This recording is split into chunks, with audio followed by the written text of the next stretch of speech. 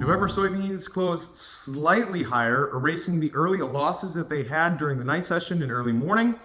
And, it just seemed all day like there was a lack of selling. And it's kind of felt that way throughout the week, this shortened holiday week, and even at the end of the week last week. It's just been sort of grinding higher. There'll be a little bit of selling that comes into the market, and then the buyers sort of wait to see if there's any follow through. And when there isn't, we go right back to that sort of grind higher. So again, the lack of sellers in the market. Your two main sellers, would-be sellers right now for the soybean market would be the American producer.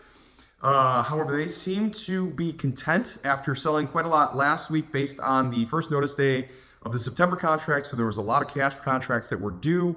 They either got fulfilled or rolled out to the November. So at least for the time being, there's a little bit of a window of a lack of farmer selling at the moment.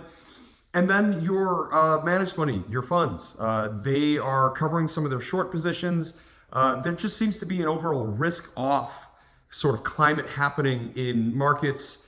And in the case of soybeans, when you have a large short fund position, risk-off means short covering, i.e. buying. So sort of an interesting dynamic happening here with the soybeans at the moment.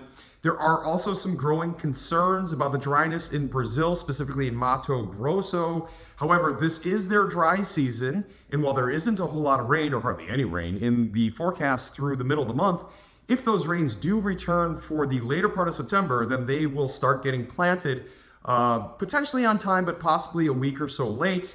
That might be slightly beneficial for the U.S. export program, but if those rains do come in September, probably going to avoid any sort of major catastrophe. So it might be a little early to get terribly excited about that, but it is something that is on the radar.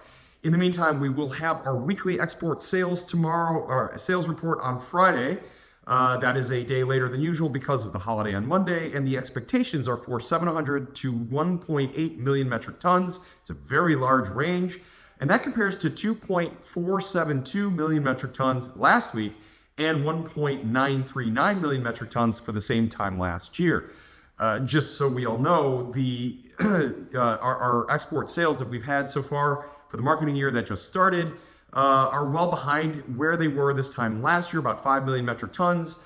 And the USD does have projections for greater export sales in this coming marketing year. So we really need to play some catch up and see some of these bigger numbers. So everybody stay tuned, have a wonderful day, and you stay safe.